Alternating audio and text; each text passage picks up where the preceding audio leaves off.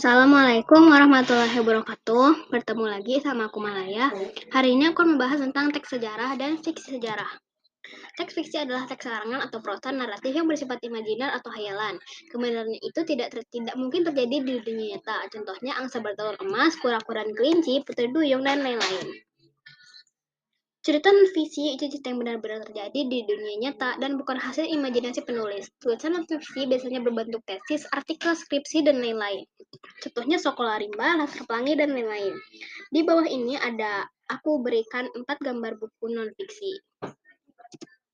Ciri-ciri teks sejarah. Pertama, disajikan secara kronologis sesuai dengan urutan kejadian suatu peristiwa.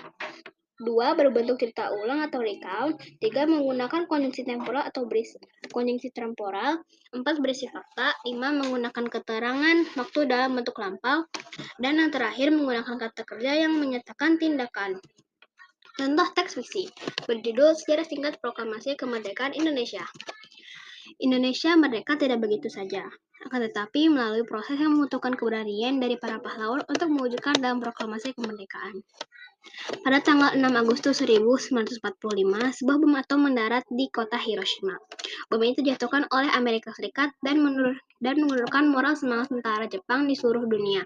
Kemudian pada tanggal 9 Agustus 1945, dijatuhkan bom kedua di kota Nagasaki, sehingga menyebabkan Jepang menyerah kepada Amerika Serikat dan sekutunya.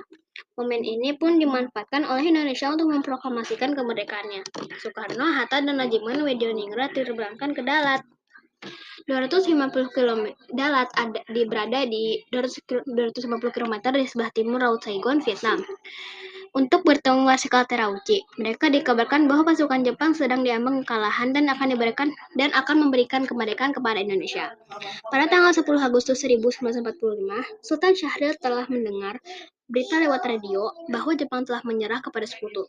Para pejuang bawah tanah bersiap-siap memproklamasikan kemerdekaan RI dan menolak bentuk kemerdekaan yang diberikan sebagai hadiah Jepang. Pada tanggal 12 Agustus 1945, Jepang melalui Marsikal Terauchi di Dalat, Vietnam, mengatakan bahwa Soekarno, Hatta, dan Najiman bahwa pemerintah Jepang akan segera memberikan kemerdekaan kepada Indonesia.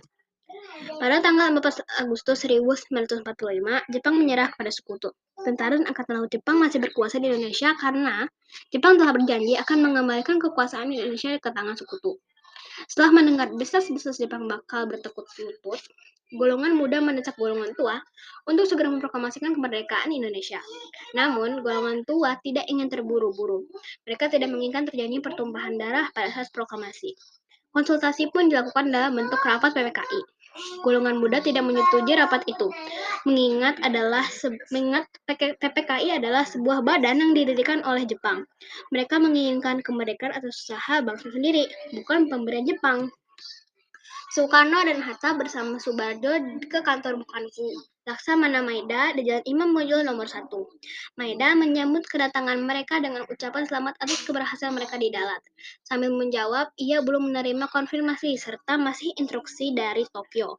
Keesokan harinya, Soekarno dan Hatta segera mempersiapkan pertemuan PPKI pada pukul 10 pagi tanggal 16 Agustus 1945. Guna membicarakan segala sesuatu yang berhubungan dengan persiapan proklamasi kemerdekaan, sehari kemudian, gejolak menghendaki pengambilan alih oleh Indonesia semakin memuncak dilancarkan para pemuda dari berbagai golongan. Rapat PPKI pada 16 Agustus pukul 10 pagi tidak dilaksanakan karena Soekarno dan Hatta tidak muncul. Peserta rapat tidak tahu telah terjadi peristiwa Rengas Dengklok. Pada dini hari tanggal 16 Agustus, para pemuda pejuang termasuk Seru Sareh, Sukarni Wikana, dan Sodan Cisinggi dan pemuda lainnya membawa Soekarno, Fatmawati, Guntur yang masih berumur 9 bulan, dan Hatta ke Rengas Dengklok. Tujuannya adalah Soekarno dan Hatta tidak terpengaruh oleh Jepang. Di sini mereka kembali meyakinkan Soekarno bahwa Jepang telah menyerah dan para pejuang telah siap untuk melawan Jepang apapun risikonya. Di Jakarta, golongan muda, Wikana, dan golongan tua itu Ahmad Soebarjo melakukan perundingan. Soebarjo menyetujui untuk memproklamasikan kemerdekaan Indonesia di Jakarta. Maka diutuslah Yusuf Kunto untuk mengantar Soebarjo ke Rengas Dengklok. Mereka menjemput Soekarno dan Hatta kembali ke Jakarta. Mr. Ahmad Soebarjo berhasil meyakinkan para pemuda untuk tidak terburu-buru dalam memproklamasikan kemerdekaan. Malam harinya, Soekarno dan Hatta kembali ke Jakarta.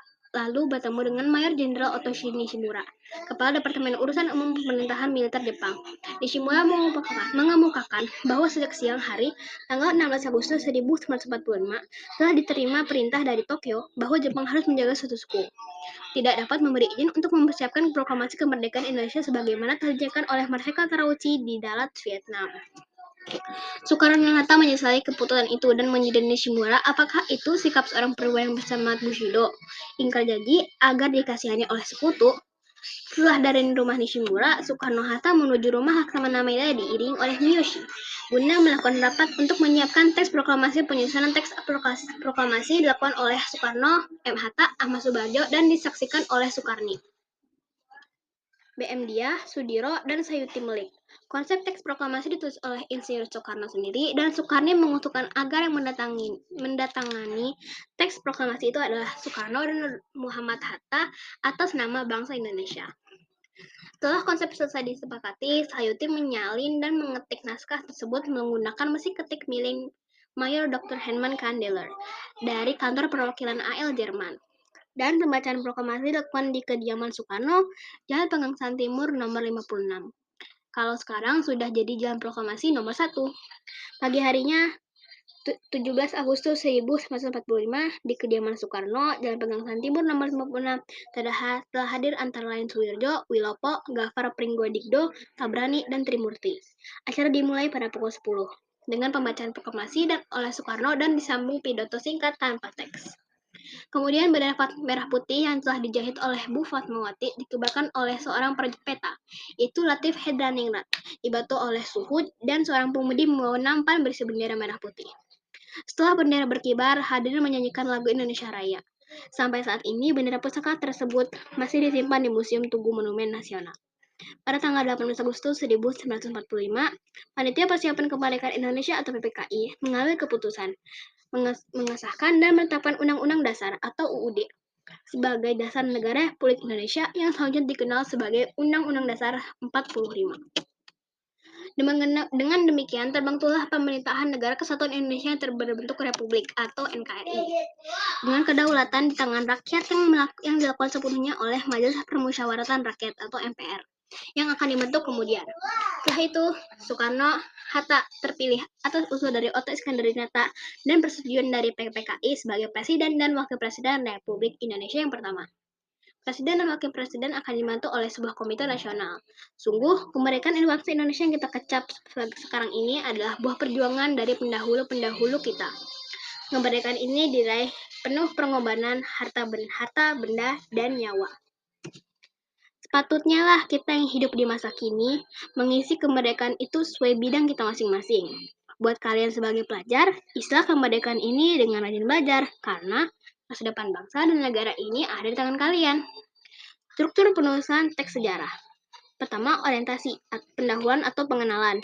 Indonesia merdeka tidak begitu saja. Titik, dan seterusnya. Kedua, urutan peristiwa. Pada tanggal 6 Agustus 1945, sebuah bom atom, dan seterusnya. Dan yang terakhir adalah reorientasi, penutup atau simpulan. Sungguh, kemerdekaan bangsa Indonesia, dan seterusnya. Terima kasih. Wassalamualaikum warahmatullahi wabarakatuh.